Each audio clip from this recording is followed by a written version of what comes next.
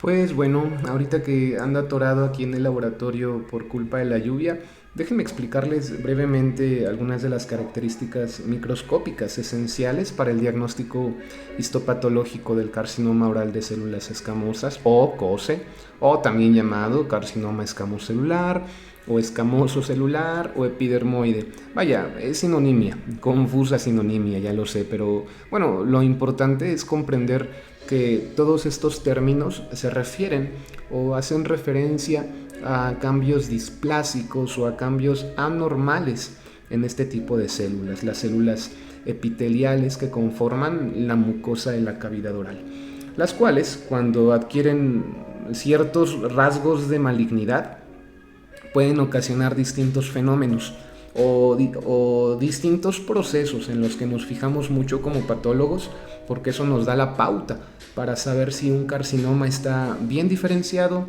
moderadamente diferenciado o francamente mal diferenciado. Y bueno, ¿a qué me refiero con esto? Para resumir, el bien diferenciado se refiere a que las células malignas no se ven tan feas todavía. Y pues todavía uno puede reconocer que es una célula epitelial, porque morfológicamente aún conserva algunas características propias.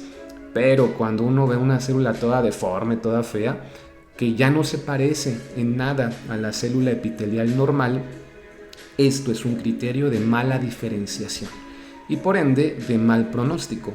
Y pues bueno, si notan o ven cómo lo histológico determina en gran parte la evolución o el curso clínico de las enfermedades. Por eso es tan importante saber histología o estos criterios histopatológicos. Bueno, lo primero que hacen estas células displásicas cuando empiezan a tener un comportamiento maligno es romper la membrana basal. No me quiero extender mucho en esto, pero a grosso modo entendamos que esta membrana basal es la que separa el epitelio del tejido conjuntivo subyacente. Y esto es fundamental para entender pues una cosa que llamamos progresión del tumor, porque rememoremos, los epitelios son avasculares. Bueno, menos uno. Hay un epitelio, el famoso epitelio sensorial del órgano de Corti, que es una estructura muy bella y muy compleja que contiene células ciliadas y otras células sensoriales especializadas que se ubican en el oído interno. Es el único epitelio del organismo que es vascular. Muy, muy, muy bonito estudiarlo. Y no sé por qué dije... de los epitelios avasculares.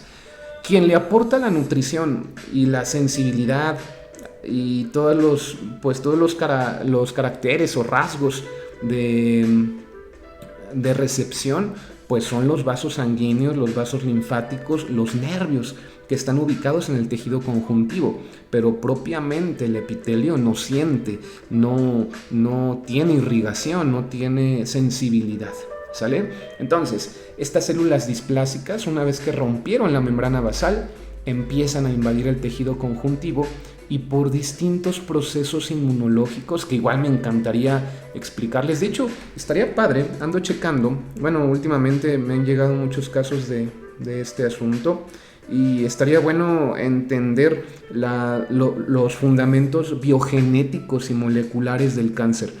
Estaba pensando, por ejemplo, pues el viernes que no hago nada, ahí en la tarde-noche, no sé, 8 de la noche me gustaría conectarme, serían 3 horas en Zoom, o a lo mejor un poquito menos, un poquito más, pero les prometo el entendimiento completo a nivel genético y molecular del cáncer. Creo que es muy importante para el estudio presente y futuro, o las directrices del estudio de esta enfermedad. Entonces ahí me dicen qué onda va. Y bueno, no sé qué le estaba... por distintos procesos inmunológicos se activan vías de inflamación. La inflamación también es un criterio importantísimo para tipificar las neoplasias malignas. Inflamación aguda, crónica, leve, moderada, severa, en fin. Amén de la inflamación, también podemos observar algunas estructuras muy particulares que se llaman perlas de queratina o queratinizaciones individuales o globos córneos, como quieran llamarlo, pues. Lo importante de esto es que la presencia de perlas de queratina en el tejido conjuntivo y también ahí en el propio epitelio pues nos hace referencia a que las células epiteliales ya están trabajando de manera anómala. Sabemos que la queratina solo se debe de producir a niveles superficiales o en estratos superficiales o someros, no a niveles profundos y mucho menos en el tejido conjuntivo. Pongámoslo como si la célula de a poco a poquito pues olvidara cuáles son sus funciones normales.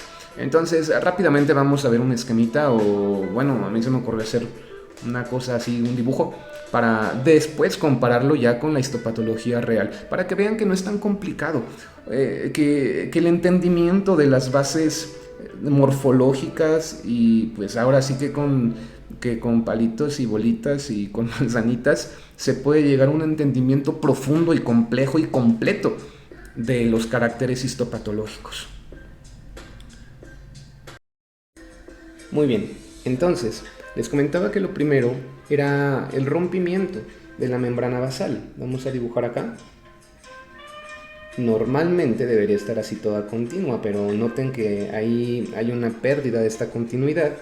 Aquí en la parte de arriba voy a dibujar como la parte superior del epitelio, y después vamos a representar a estas células displásicas, que como su nombre lo dice, o los criterios de displasia incluyen muchas cosas. Igual yo creo que estaría bueno tratarlo en otra ocasión, pero digamos ahorita que la displasia tiene que ver con cambios morfológicos o de forma, de tamaño, de lugar, de función, de un montón de características celulares. Lo más representativo es que se ven las células todas diferentes, cuando deberían de tener ciertas características. Entonces vamos a ver, a una célula puede estar acá, y una más chiquita, y una como otra forma, y una muy grande, y otra como por acá. En fin, esto es el pleomorfismo celular.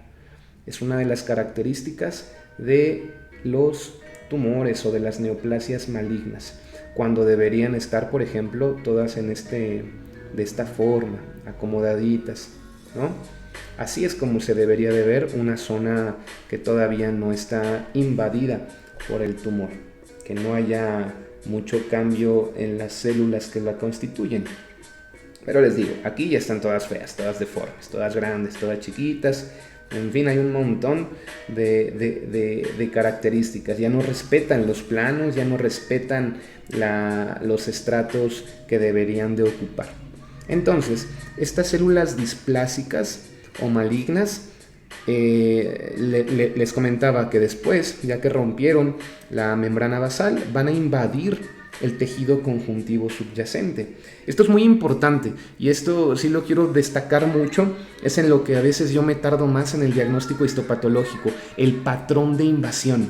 Es muy distinto a que, por ejemplo, un grupo de células neoplásicas se acomode así, como en islas o en islotes, a que se acomode, por ejemplo, en cordones, o a que se acomode o invada en láminas. No láminas de la Fe Zaragoza. Chiste local. Malísimo, por cierto. Pero hay distintas cosas que nos debemos de fijar acá. Porque, por ejemplo, y yo lo comparo mucho, ¿no? Cuando le das de tomar así agua a algún sobrinito, a algún bebé, y te devuelve todo el vaso lleno de pescaditos y así de cosas flotando.